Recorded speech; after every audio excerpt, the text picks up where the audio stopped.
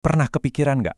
Gimana ceritanya sebuah perusahaan itu kayaknya tahu persis apa yang bakal dilakuin pesaingnya, bahkan sebelum mereka bergerak. Nah, hari ini kita akan bongkar playbook rahasia para raksasa bisnis. Ini bukan soal spionase ya, tapi soal sebuah ilmu yang namanya intelijen pesaing. Pertanyaannya simple tapi penting banget. Gimana sih perusahaan-perusahaan raksasa ini kelihatannya selalu selangkah lebih di depan?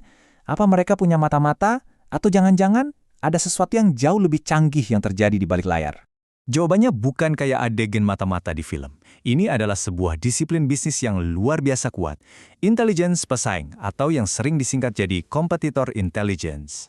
Jadi, apa sih sebenarnya intelijen pesaing atau CI ini? Gampangnya, ini tuh seni mengumpulkan dan menganalisis informasi soal lawan main Anda secara legal dan sistematis. Tujuannya biar dapat gambaran utuh tentang medan perang bisnis yang lagi Anda hadapi. Nah, ini poin kuncinya. Ini 100% legal dan etis. Kita nggak lagi ngomongin soal ngebobol server atau nyuri data. Bukan. Kita lagi ngomongin soal seni mengubah informasi yang sebenarnya tersedia buat publik, kayak laporan tahunan, berita, bahkan postingan media sosial, menjadi sesuatu yang nilainya strategis banget. Terus, kenapa ini disebut senjata rahasia? Soalnya, dampaknya itu luar biasa. Ini bukan lagi sekedar pelengkap, tapi udah jadi jantung dari strategi buat menangin persaingan. Coba kita lihat beberapa contoh nyatanya. Coba lihat Amazon. Mereka tuh nggak cuma ngeliat pesaingnya jualan barang, mereka analisis keluhan pelanggan soal ongkos kirim mahal dan nunggu lama di toko online lain.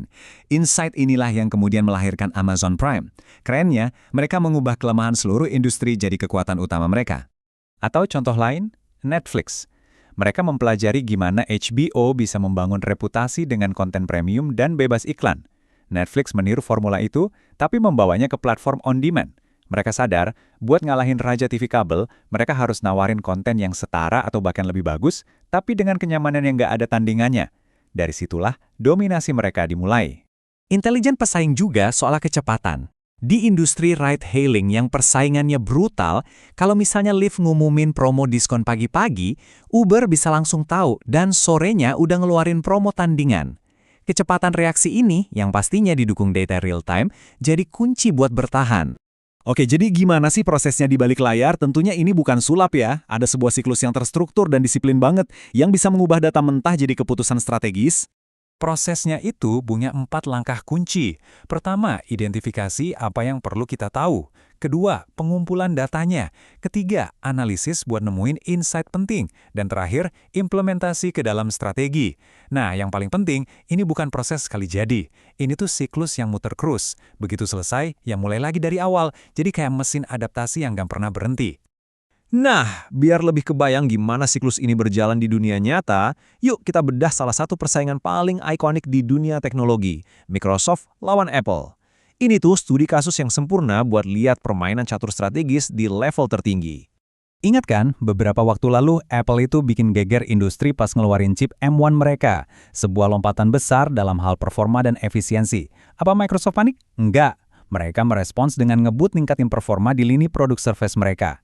Ini bukan kebetulan loh, ini adalah respons langsung yang terukur, didorong oleh data dari langkah besar rival utamanya. Terus pertanyaannya, gimana Microsoft tahu harus berbuat apa? Nah, mereka pakai 3 pilar CI. Pertama, social listening. Mereka pantau apa kata orang-orang soal kehebatan chip M1. Kedua, analisis keuangan. Mereka bedah laporan keuangan Apple buat lihat seberapa besar investasi mereka di situ. Ketiga, observasi langsung. Mereka kirim tim ke konferensinya Apple buat ngerasain langsung. Semua sumber yang legal ini ngasih mereka gambaran yang super jelas. Nah, kutipan ini ngerangkum semuanya. CI itu bukan cuma kaca spion buat lihat ke belakang, tapi lebih kayak radar buat lihat ke depan. Fungsinya itu persis kayak sistem peringatan dini yang ngasih perusahaan waktu buat adaptasi, bereaksi, atau bahkan nyerang balik. Tapi, ngumpulin data doang itu nggak cukup. Kita bisa aja tenggelam di lautan informasi. Kunci sebenarnya adalah gimana cara mengubah data mentah, itu jadi strategi yang bisa membawa kita mendominasi pasar. Dan buat itu, kita butuh alat yang pas. Disinilah kerangka kerja klasik kayak analisis SWOT atau Porter's Five Forces itu berperan. Anggap aja ini kayak lensa yang beda-beda buat ngelihat data yang sama. SWOT ngebantu kita ngelihat kekuatan, kelemahan, peluang, dan ancaman dari pesaing. Sementara Porter's Five Forces ngebantu kita paham dinamika kekuatan di seluruh industri. Pakai alat-alat ini, pola-pola yang tadinya nggak kelihatan jadi muncul ke permukaan. Dan pada akhirnya, Berhasil atau tidaknya QE itu diukur dari sini. Apakah respons Microsoft ke chip M1 itu berhasil mempertahankan pangsa pasar servis? Apakah margin keuntungan mereka tetap aman? Intelijen yang bagus harus bisa diterjemahkan jadi angka-angka nyata di laporan keuangan, kayak naiknya market share atau laba yang lebih tinggi. Jadi, ini dia kesimpulan utamanya. Intelijen pesaing itu bukan sekedar riset pasar biasa. Ini adalah sebuah mesin yang nyambungin data dari luar langsung ke dua hal paling penting dalam bisnis. Seberapa cepat kita berinovasi dan seberapa sehat keuangan perusahaan. Dan ini meninggalkan kita dengan satu pertanyaan terakhir. Permainan strategis ini nggak cuma terjadi di antara raksasa teknologi loh. Ini terjadi di setiap industri, di sekitar kita, sekarang juga. Jadi, coba dipikirin, di dunia Anda, siapa yang lagi ngamatin siapa?